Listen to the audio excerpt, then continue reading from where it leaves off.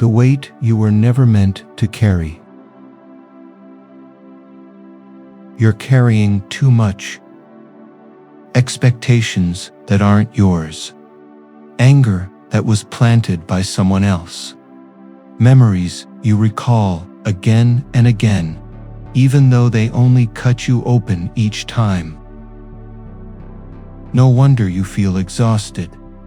No wonder you feel chained. But the truth is, most of what you're carrying was never meant to be yours. Stay with me, because in the next few minutes, we'll explore the Stoic art of letting go, not as weakness, but as the doorway to boundaries and freedom. Why letting go matters. This isn't a talk about giving up. It's about releasing the weight that was never meant to be yours. The Stoics knew that freedom doesn't come from clinging tighter, but from knowing when to let go. And right now, we'll explore the Stoic art of letting go. How to build boundaries, protect your peace, and find emotional freedom. Part 1. The burden of carrying too much. The first lesson in letting go is this: you are carrying too much. Most of us live as if we are mules loaded with every weight life can find. Expectations, grudges, responsibilities, regrets. We stagger forward under burdens that are not even ours, and then we wonder why we collapse. Marcus Aurelius once reminded himself in his meditations, "Don't load yourself with the weight of the future or the past. Focus on the present task. The present burden is enough." He knew that to carry yesterday's pain and tomorrow's fear on top of today's duties was to break the soul. Imagine this. You argue with a friend. Hours later, you are still replaying every word, rehearsing what you should have said. That's a weight. Or you wake up at night worrying about a future meeting, carrying conversations that haven't even happened yet. That's another weight. One by one, you pile invisible stones into your backpack until it crushes you. The Stoics were not naive. They knew life brings obligations. You cannot throw away every duty. You cannot just walk away from every pain. But they warned us, carrying more than what is truly yours will destroy you. There is a difference between responsibility and baggage. Responsibility belongs to you. Baggage belongs to someone else, or to a past you cannot change, or a future you cannot control. Epictetus once told his students in the Discourses, "When you are troubled, remember it is not the thing itself that disturbs you, but your judgment about it, and you have the power to wipe that judgment away right now." This is the invitation to lighten the load.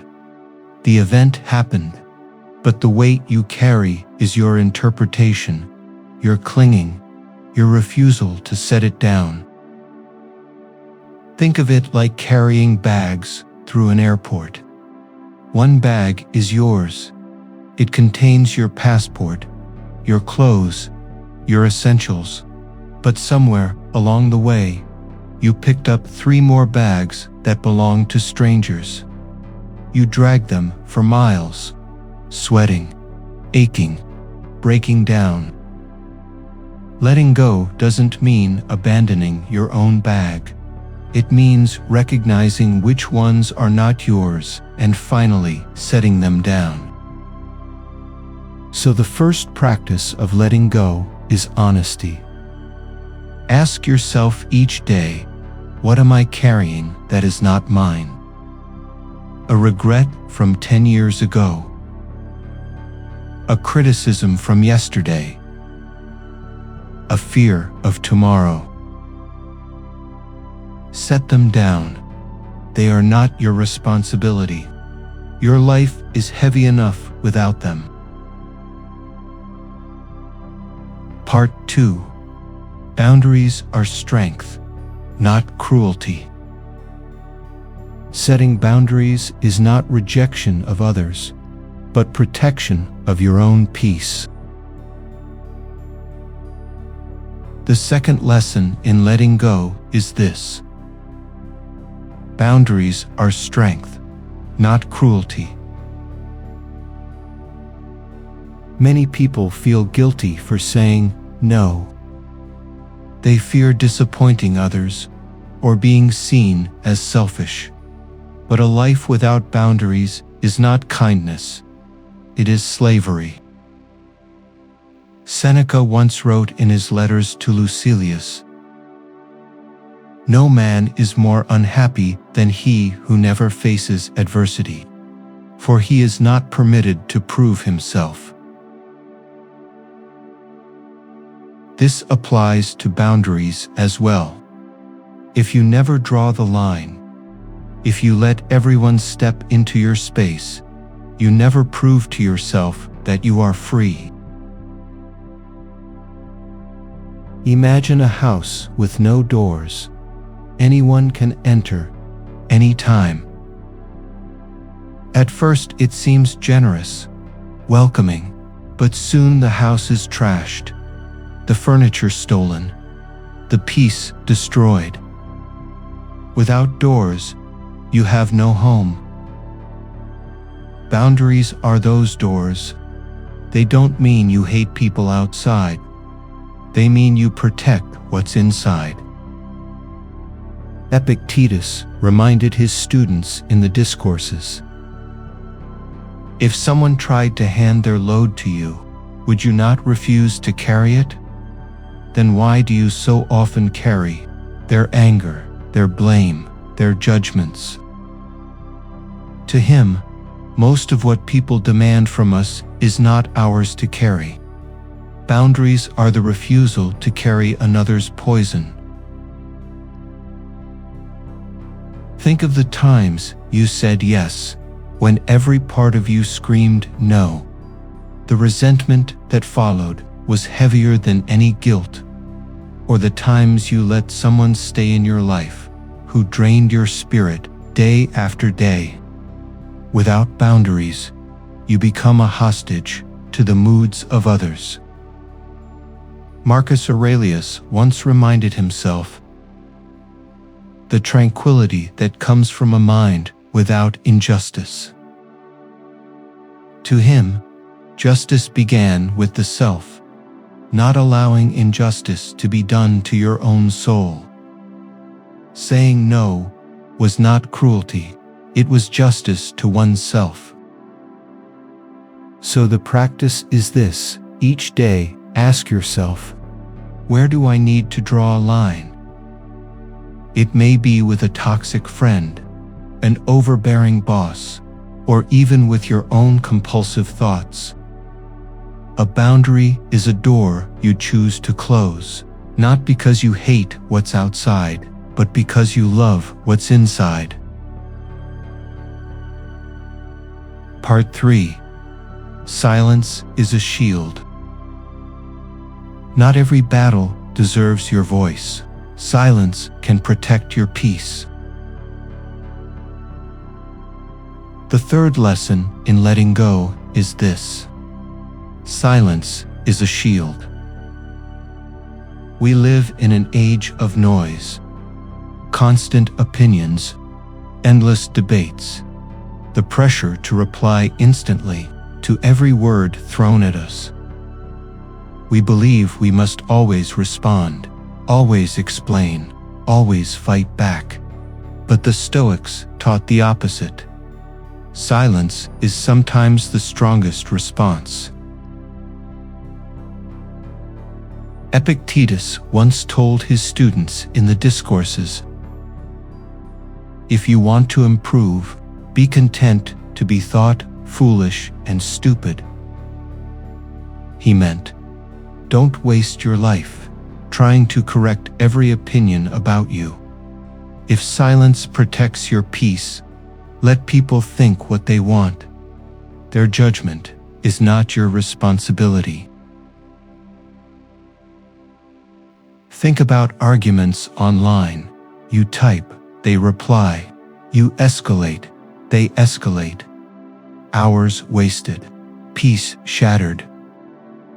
The Stoic asks, what if I simply do not reply?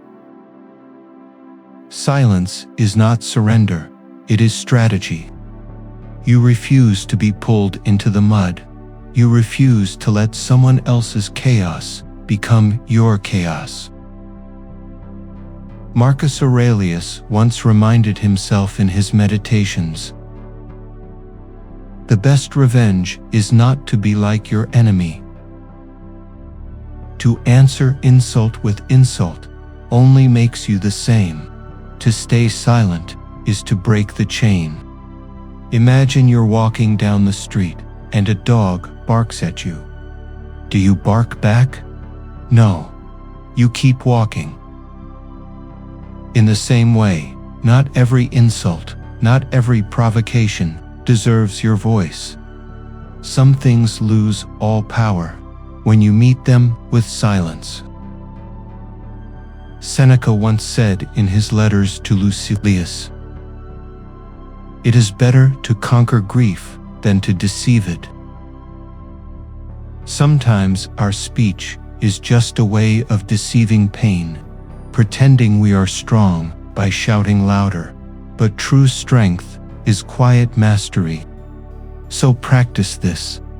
Not every knock at the door deserves your welcome. Some you meet with a closed door, some with silence, and in that silence, you protect your mind, your dignity, your freedom. Part 4. Detachment is clarity. Detachment is not indifference. It is seeing things as they are, without distortion. The fourth lesson in letting go is this: detachment is clarity. Too often, our vision of life is clouded by desire, fear, and attachment. We don't see things as they are. We see them as we wish them to be, or as we fear they might become. Detachment clears the fog. It allows us to look at life without distortion. Epictetus once told his students in his handbook, the Enchiridion, when something happens, the only thing in your power is your attitude toward it. You may not control the event, but you can control whether you see it as good or bad. Detachment is this discipline: to step back from instant judgment and see the thing clearly as it is. Imagine you apply for a job. You want it desperately. You tell yourself, if I don't get this, I'm worthless. That attachment blinds you. If you get the job, you feel inflated. If you don't, you feel destroyed. But the Stoic detaches. It is one opportunity. It may come, it may go. What matters is whether I acted with virtue. That detachment allows peace, whether the result is success or failure. Marcus Aurelius reminded himself in his meditations, if you are pained by external things, it is not they that disturb you, but your own judgment of them, and it is in your power to wipe out that judgment now. He saw that suffering often comes less from events themselves than from the stories we tell about them. Think of a glass of water. If the water is muddy, you can't see the bottom. That's what attachment does. It stirs up the water of the mind, making everything cloudy. Detachment is letting the water settle. Then you see clearly. You see what is truly there, not what your desire or fear projected onto it. Seneca once wrote in his letters to Lucilius, "True happiness is to enjoy the present, without anxious dependence upon the future." This is detachment, not apathy, but freedom from clinging to what may never arrive. So practice this. Each time you feel a surge of emotion, pause and ask, "Am I seeing this clearly, or through the fog of desire and fear?" Detachment is not coldness, it is clarity, and clarity is what allows you to walk through life with steady steps.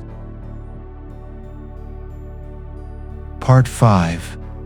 People's approval is not your oxygen. The fifth lesson in letting go is this: people's approval is not your oxygen. Too often, we behave as if other people's opinions were the very air we breathe. A compliment makes us expand. A criticism makes us collapse. We live on the edge of suffocation, dependent on the shifting moods of those around us. Epictetus once reminded his students in the Discourses, "If you wish to be free, then wish to have no man's approval but your own." To him, freedom was not political, not even physical. It was the independence of judgment. When your peace depends on another's praise, you are not free. Imagine posting a photo online. If it gets likes, you feel joy. If it doesn't, you feel worthless. This is how deeply the hunger for approval controls us. We hand strangers the keys to our self-worth. We let them decide if we are enough. The Stoic breaks this chain. My worth is mine to decide, not theirs. Marcus Aurelius once wrote in his Meditations, "It never ceases to amaze me. We all love ourselves more than other people, but care more about their opinion than our own." Even as emperor, he struggled with this paradox. He knew the crowd's praise was fickle, and their blame was equally meaningless. Think of a man begging for coins on the street. One person tosses him a coin, and he beams with pride. Another spits on him, and he shrinks in shame. This is what happens when you beg for approval. You let every passerby determine your state of mind. The Stoic refuses this slavery. He chooses to walk with dignity, whether praised or blamed. Seneca reminded Lucilius in his letters, "He who seeks wisdom is not bound to please others." For Seneca, wisdom meant following reason, not applause. To live wisely was to let go of the addiction to approval. So practice this. Each day, remind yourself, I do not need their approval to breathe. Respect is valuable, but it is not air. Praise is pleasant, but it is not life. Your true oxygen is integrity, living in line with your values. That is the freedom no one can give or take away. Part 6. Freedom begins where grasping ends. The final lesson in letting go is this: freedom begins where grasping ends. Most suffering is not caused by what we lack, but by our desperate clinging to what we already have. Possessions, relationships, identities, even pain. We hold so tightly that we strangle ourselves. Marcus Aurelius once reminded himself in his meditations, "Loss is nothing else but change, and change is nature's delight." He saw that what we call loss is often just transformation. To resist it is to resist life itself. To accept it is to flow with the current of nature. Imagine holding a rope that is slipping through your hands. The tighter you grip, the deeper it cuts your skin. But if you let go, the pain ends instantly. Many of us live our entire lives bleeding from ropes we refuse to release. Epictetus once told his students in the Discourses, "Remember that you are an actor in a play. If the author wants it short, it is short. If long, it is long. If he wants you to play a beggar, do so with dignity. If a king, do so with dignity. The choice is not yours, only how well you play your part." His point, grasping for roles, for permanence, is futile. Freedom comes in playing your part well, then stepping off the stage when called. Think about grief. We clutch at what was lost, a loved one, a dream, a season of life. We refuse to release, so the pain repeats. But when we accept impermanence, when we say, "Yes, it has ended," a strange peace arrives. Not because we no longer care, but because we no longer fight reality. Seneca once wrote in his letters to Lucilius, his friend, "It is not the man who has too little, but the man who craves more, that is poor." The poverty of the soul is not in lack, but in clinging. Letting go is wealth. The wealth of needing less, of being free. So, the final practice is this. Each day, remind yourself, I own nothing. I control nothing. I borrow everything for a time. This is not despair, it is liberation. When you let go, you stop clutching at smoke. You stop chaining yourself to what was never yours. You begin to walk lightly, freely, fully alive. Before you move forward, pause here. Let the 6 lessons settle in your mind. What are you still clutching that was never truly yours? A memory, a wound, a voice that still echoes in your head. Feel the weight of it, and then imagine setting it down.